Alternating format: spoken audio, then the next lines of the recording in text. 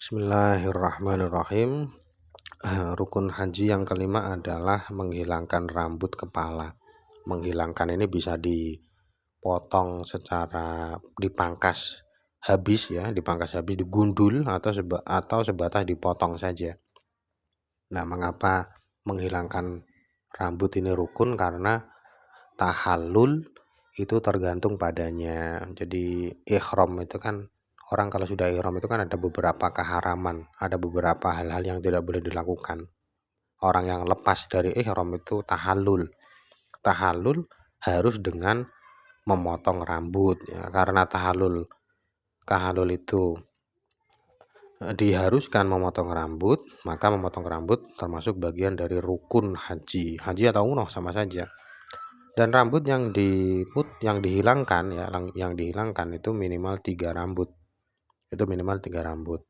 Nah, sekarang kalau kita ditanya, loh, kalau memang 3 rambut boleh, kenapa Nabi Muhammad mencukur seluruh rambutnya, menghilangkan seluruh rambutnya? Itu sebenarnya bukan kewajiban. Nabi melakukan itu menurut penjelasan di Fathul Mu'in itu hanya menjelaskan bahwa itu yang lebih baik gitu. Jadi yang dilakukan Nabi itu bukanlah rukun ya, bukanlah syarat, tetapi hanya menunjukkan bahwa yang baik itu begitu. Ya, walaupun ada ulama yang mewajibkan mencukur seluruh rambut berdasarkan hadis itu, berdasarkan hadis yang menceritakan bahwa Nabi Muhammad mencukur atau menghilangkan seluruh rambutnya. Dan untuk perempuan itu lebih baiknya dipotong ya, jangan digundul. Untuk perempuan itu lebih baiknya dipotong, tidak digundul. Kemudian masuk Mekah setelah melempar jamroh Aqobah dan setelah mencukur rambut. Jadi setelah selesai wukuf, masuk ke Mekah, lempar jamroh ya, wukuf, lempar jamroh Aqobah, lalu masuk ke Mekah, tawaf rukun, lalu sa'i kalau sebelumnya belum sa'i ya, Nah, sa'i itu kan bisa dilakukan setelah tawaf kudum atau tawaf ifadah. Kalau setelah tawaf kudum belum sa'i, maka ya sa'inya setelah tawaf ifadah, dan itu yang lebih utama. Jadi kalau ditanyakan lebih utama mana, sa'i setelah tawaf kudum atau ifadah, itu lebih utama setelah tawaf ifadah, wal halku fayas'a ilam yakun sa'a ba'da tawafil kudum kama huwal afdol. Untuk rukun haji yang berupa mencukur rambut, kemudian tawaf ifadah dan sa'i itu tidak ada batas waktunya. Tapi dimakruhkan mengakhirkannya setelah hari kurban. Tidak ada batas waktunya, tapi kalau tanggal 10 belum dilakukan itu hukumnya makruh ya, Dan lebih makruh lagi kalau ditunda hingga hari tasyrik habis, tanggal 11, 12, 13 Dzulhijjah, kalau belum melakukan mencukur rambut, tawaf dan sa'i, maka itu lebih makruh lagi. Apalagi kalau dilakukan setelah keluar dari Makkah, itu lebih makruh lagi. Lalu rukun haji yang terakhir adalah mengurutkan rukun ya, mengurutkan rukun yang besar ya, rukun yang utama. Jadi di antara 6 rukun itu pertama kali yang harus dilakukan adalah ihram, karena ihram itu niat. Jadi, kalau dilakukan semua tanpa ihram ya nggak sah semua. Setelah ihram baru wukuf. Wukuf harus didahulukan dari tawaf ifadah dan juga mencukur rambut. Tidak boleh tawaf ifadah dulu, mencukur rambut dulu baru wukuf, nggak boleh. Jadi wukuf itu harus di depan tawaf ifadah dan mencukur rambut. Kemudian tawaf ifadah harus didahulukan dari sa'i. Nggak boleh sa'i dulu baru tawaf ifadah, kecuali kalau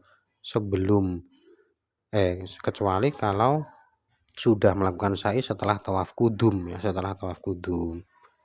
Jadi mengapa rukun haji harus urut itu dasarnya adalah mengikuti Nabi. Nabi nggak pernah bolak-balik rukun haji, nggak pernah. Jadi ya harus ihram dulu, harus wukuf dulu, baru setelahnya. Rukun itu adalah satu kewajiban yang tidak ada dendanya. Artinya tidak dilakukan itu tidak ada dendanya, tapi konsekuensinya hajinya tidak sah.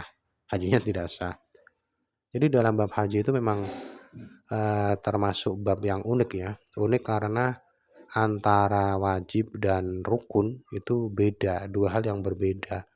Kalau di bab yang lain, wajib itu ya rukun, rukun itu ya wajib. Kalau ini beda, wajib dan rukun itu beda. Kalau rukun ya ini sesuatu yang harus dilakukan dan konsekuensi dari tidak melakukannya adalah hajinya tidak sah. Kalau wajib haji harus dilakukan. Kalau tidak dilakukan, konsekuensinya harus membayar dam dan hajinya tetap sah. Jadi kewajiban haji itu tidak mempengaruhi kesahan haji. Dilakukan atau tidak dilakukan itu sama saja dalam hal kesahan haji. Hanya saja ada denda kalau tidak dilakukan. Kemudian dari 6 rukun haji kecuali Arafah itu adalah rukun umroh. Jadi rukun umroh dan haji itu sama kecuali wukuf di Arafah. Jadi karena dalil yang menunjukkan amal-amal umroh itu juga tercakup oleh haji, ya rukunnya sama. Kemudian wa dhahirun anal halqa yajibu ta'khiruhu an sa'yiha. Untuk mencukur rambut itu harus diakhirkan dari sa'i umroh. Jadi kalau umroh itu harus sa'i dulu baru mencukur rambut. Kemudian termasuk dari rukun umroh juga tartib ya, tartib harus diurut sama seperti haji.